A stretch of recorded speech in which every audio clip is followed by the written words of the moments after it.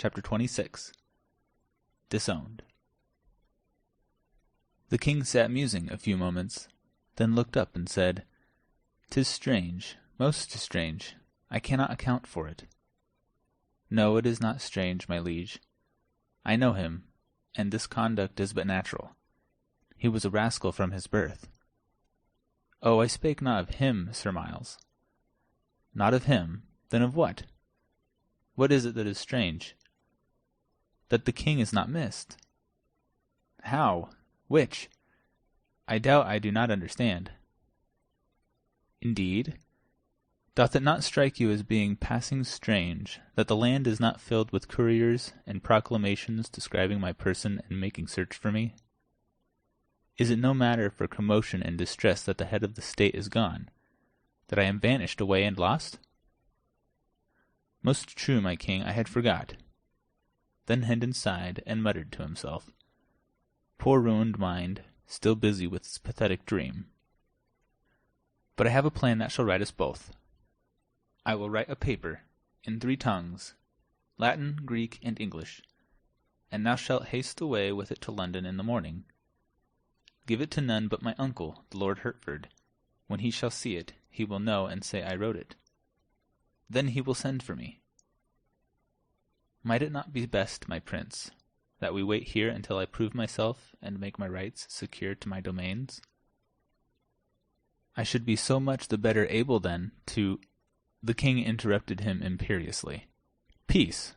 What are thy paltry domains, thy trivial interests, contrasted with matters which concern the wealth of a nation and the integrity of a throne?" Then he added, in a gentle voice, as if he were sorry for his severity, "Obey, and have no fear. I will right thee. I will make thee whole. Yes, more than whole. I shall remember and requite." So saying, he took the pen, and set himself to work. Hendon contemplated him lovingly a while, then said to himself, "An it were dark, I should think it was a king that spoke. There's no denying it. When the humour's upon him, he doth thunder and lighten like your true king. Now where got he that trick? See him scribble and scratch away contentedly at his meaningless pothooks, fancying them to be Latin and Greek. And except my wit shall serve me with a lucky device for diverting him from his purpose, I shall be forced to pretend to post away to-morrow on this wild errand he hath invented for me." The next moment Sir Miles's thoughts had gone back to the recent episode.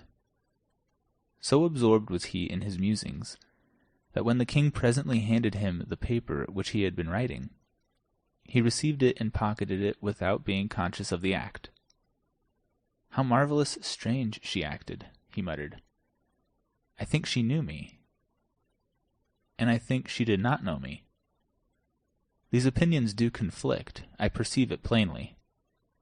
I cannot reconcile them, neither can I, by argument, dismiss either of the two, or even persuade one to outweigh the other. The matter standeth simply thus. She must have known my face, my figure, my voice, for how could it be otherwise? Yet she saidst she knew me not, and that is proof perfect, for she cannot lie. But stop, I think I begin to see. Peradventure he hath influenced her, commanded her, and compelled her to lie. That is the solution. The riddle is unriddled. She seemed dead with fear. Yes, she was under his compulsion. I will seek her. I will find her. Now that he is away, she will speak her true mind. She will remember the old times when we were little playfellows together, and this will soften her heart, and she will no more betray me, but will confess me. There is no treacherous blood in her. No, she was always honest and true. She has loved me, in those old days. This is my security, for whom one has loved, one cannot betray." He stepped eagerly toward the door.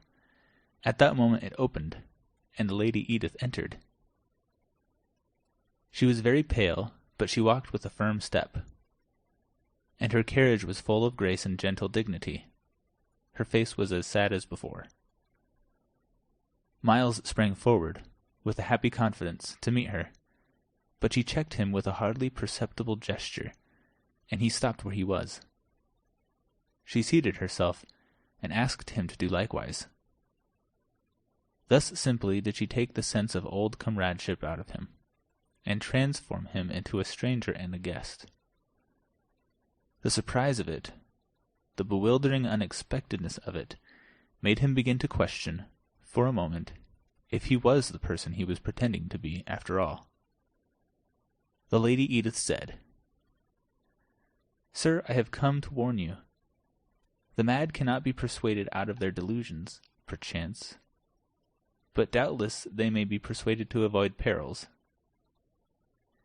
I think this dream of yours hath the seeming of honest truth to you, and therefore it is not criminal. But do not tarry here with it, for here it is dangerous."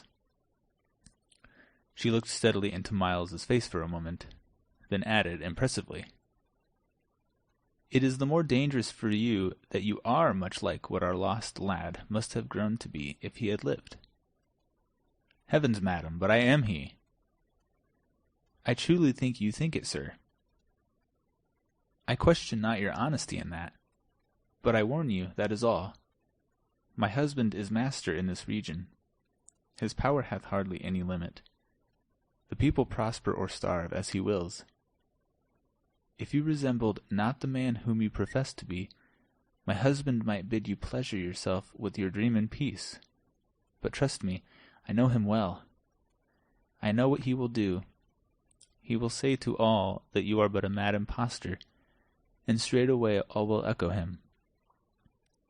She bent upon Miles that same steady look once more, and added, "If you were Miles Hendon, and he knew it, and all the region knew it, consider what I am saying, weigh it well.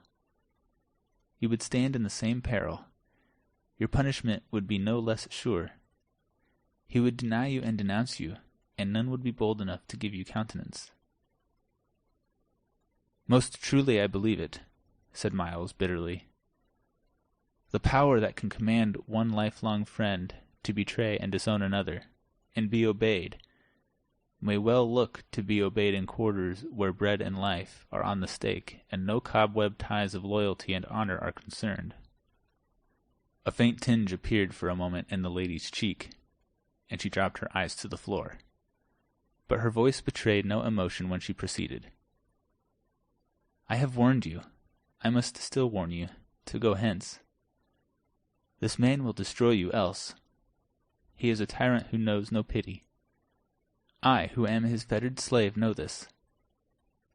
Poor Miles, and Arthur, and my dear guardian, Sir Richard, are free of him, and at rest. Better that you were with them, than that you bide here in the clutches of this miscreant. Your pretensions are a menace to his title and possessions. You have assaulted him in his own house. You are ruined if you stay. Go, do not hesitate. If you lack money, take this purse, I beg of you, and bribe the servants to let you pass. Oh, be warned, poor soul, and escape while you may." Miles declined the purse with a gesture, and rose up and stood before her. "Grant me one thing," he said. "Let your eyes rest upon mine, so that I may see if they be steady. There. Now answer me. Am I Miles Hendon?" "No, I know you not." "Swear it." The answer was low but distinct. "I swear." "Oh, this passes belief. Fly! Why will you waste this precious time? Fly and save yourself." At that moment the officers burst into the room, and a violent struggle began. But Hendon was soon overpowered and dragged away. The king was taken also, and both were bound and led to prison.